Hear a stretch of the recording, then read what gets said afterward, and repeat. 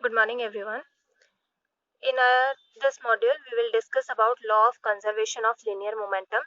Linear momentum के बारे में हम पहले पढ़ चुके हैं. Linear momentum is denoted by P, which is equal to mv, where m is the mass of the object and v is the velocity of the object. तो किसी भी ऑब्जेक्ट के जो मास और वेलोसिटी दोनों का जो मल्टीप्लिकेशन होता है, जो प्रोडक्ट होता है, वो हमारे लीनियर मोमेंटम को शो करता है. ठीक है. In this topic we will discuss about law of conservation of linear momentum. Conservation का मीन्स होता है एक जैसा रहना. ठीक है. तो एक जैसा कैसे रहेगा, उसके लिए कुछ कंडीशंस है. सबसे पहले आप एक चीज समझिए, आपके पास कोई एक ऑब्जेक्ट है, इसका मास है m, और कोई दूसरा ऑब्जेक्ट है, इसका मास है mb. ये हमने एक ऑब्जेक्ट कंसीडर कर लिया a, ये दूसरा ऑब्जेक्ट कंसीडर कर लिया b. तो इसका जो मास है वो ma है और mass of b object is mb, और ये किसी पर्टिकुलर वेलोसिटी से मूव कर रहे हैं. तो जो इनकी वेलोसिटी है, इनिशियल वेलोसिटी है, तो इसकी जो वेलोसिटी है हमने इनिशियल वेलोसिटी हम u से डिनोट करते हैं, और क्योंकि ये a ऑब्जेक्ट की है तो इसको हमने दे दिया नाम ua, and the velocity of object b is ub. Okay. इनको जो वेलोसिटी है वो हमने अलग अलग दी है, इसीलिए इनका नाम अलग अलग दिया है. अगर हमने इनकी वेलोसिटी सेम ली होती तो इसको भी u और इसको भी u हम कंसिडर कर सकते थे. अब इन दोनों की वेलोसिटी है और हम ये एक्सपेक्ट कर रहे हैं, ये कंसिडर करके चल रहे हैं कि जो ua है वो ub से ज्यादा है. मींस इसकी वेलोसिटी जो है इसकी वेलोसिटी से ज्यादा है. तो जैसे ही ये एक पर्टिकुलर डायरेक्शन में मूव कर रहे हैं, इस डायरेक्शन में, तो कहीं ना कहीं ऐसा होगा कि जो a है वो जाकर b से टकराएगा. तो एक स्टेज आई जब a है वो b से टकरा जाता है. ठीक है.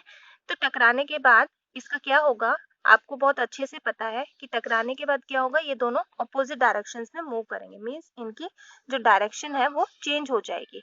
ठीक है. डायरेक्शन कुछ भी हो सकती है, ये अपोजिट डायरेक्शंस में जा सकते हैं, ये इन डायरेक्शंस में भी जा सकते हैं, ये इस डायरेक्शन में भी जा सकते हैं. ठीक है. अभी हमने सिर्फ इनको कंसीडर किया कि आपस में टकराए. टकराने के बाद क्या हो जाएंगे, ये अलग अलग हो जाएंगे और फिर ये पर्टिकुलर किसी वेलोसिटी से मूव करेंगे. सपोज ये आपका ऑब्जेक्ट ए है, ये बी है, तो इसका मास कितना था ma, इसका मास mb. तो टकराने के बाद जो इनकी वेलोसिटी है वो भी चेंज होगी. हो सकता है जिसकी ज्यादा थी उसकी और ज्यादा हो जाए, हो सकता है जिसकी कम थी उसकी और कम हो जाए. ठीक है. तो there is some change in the velocity of the object. ठीक है. तो वेलोसिटी चेंज हुई तो इनिशियल तो रही नहीं, फाइनल कुछ ना कुछ हो जाएगी.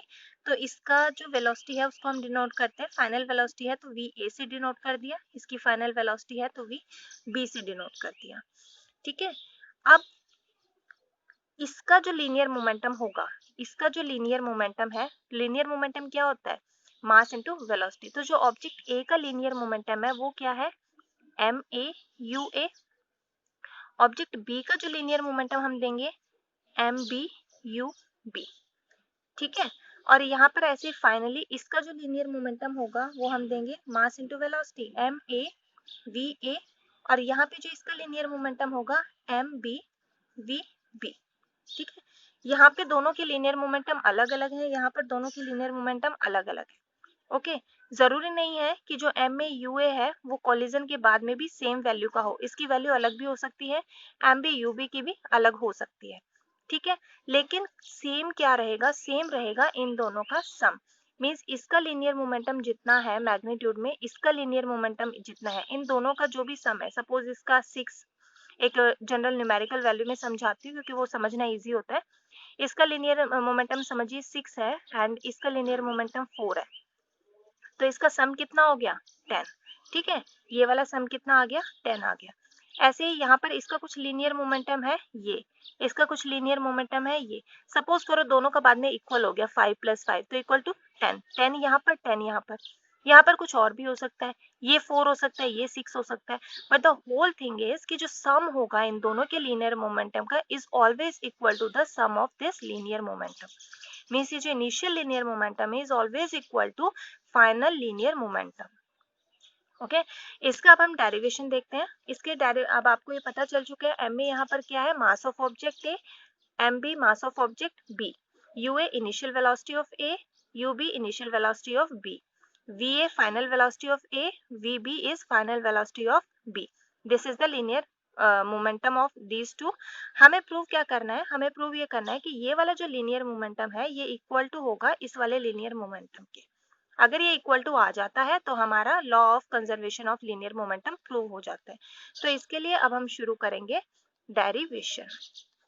ठीक है, डेरिवेशन में जो सबसे पहले है, हम इन दोनों के अलग से लीनियर मोमेंटम कंसीडर करके चलते हैं कि ए ऑब्जेक्ट का पहले कितना था, बाद में कितना, फिर हम इसमें चेंज कितना हुआ, फिर बी ऑब्जेक्ट का कंसीडर करेंगे, पहले कितना था, बाद में कितना, उसमें चेंज कितना हुआ। ठीक है, तो सबसे पहले हम लेते हैं चेंज इन मोमेंटम ऑफ ए।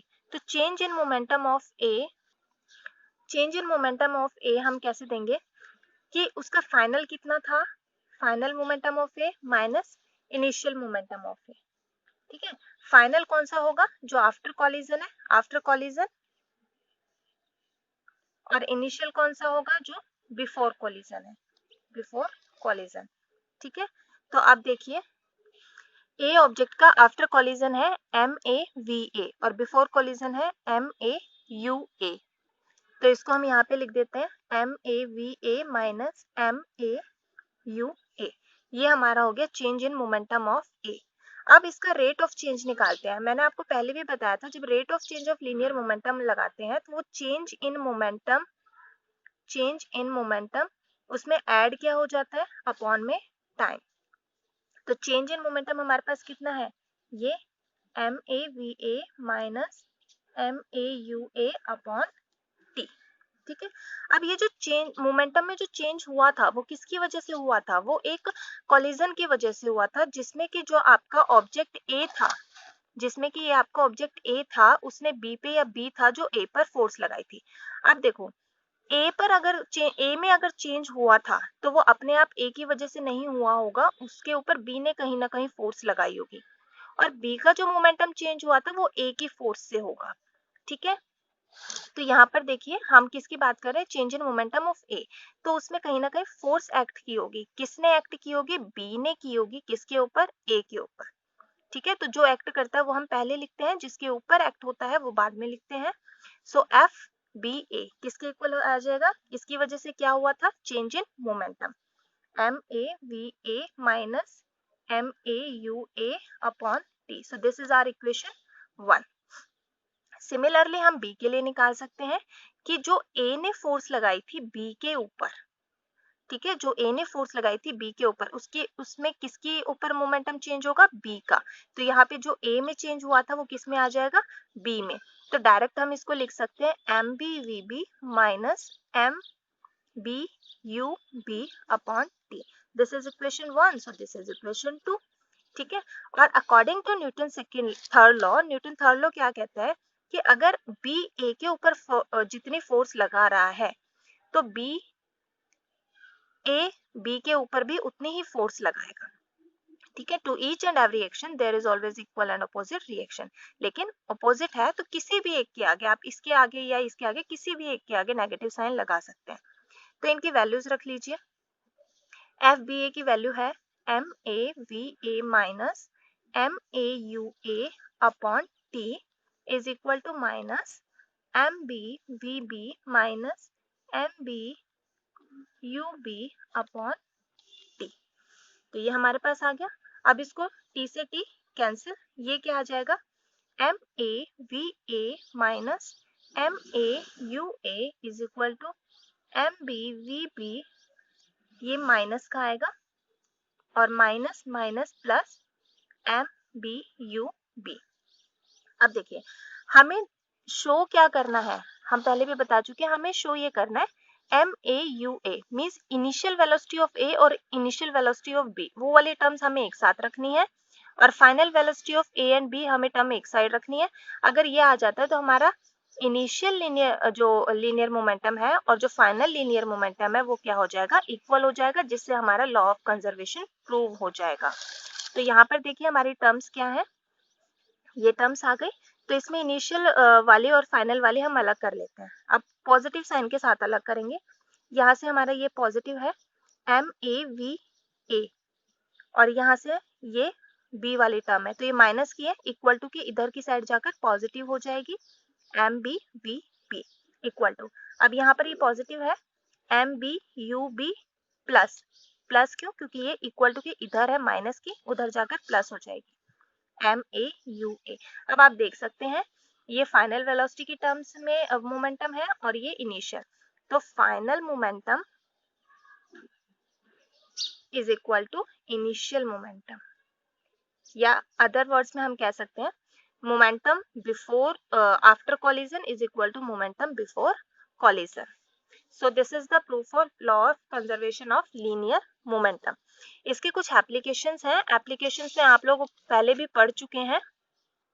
इसके एप्लीकेशन कहाँ है? Flight of jet planes and rockets, कि जब भी कोई जेट प्लेन या रॉकेट ऊपर की तरफ मूव करता है उसमें जो गैसेस होती है, धुआं होता है, वो नीचे की तरफ एक्ट करता है, ठीक है।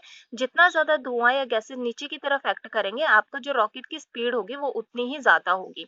तो ये भी न्यूटन थर्ड लॉ के ऊपर डिपेंड करता है।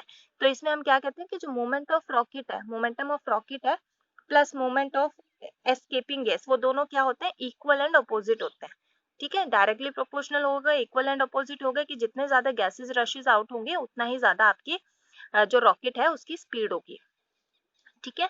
Next is recoiling of gun. Recoiling of gun में क्या है कि जैसे ही बुलेट आपकी गन से बाहर निकलेगी वैसे ही आपकी जो गन है उसके ऊपर थोड़ा सा जर्क लगेगा, आपके शोल्डर के ऊपर जर्क लगेगा, लेकिन वो जो जर्क होगा वो थोड़ा सा कम होगा, बहुत लिटिल बिट होगा as compare to the speed of the bullet.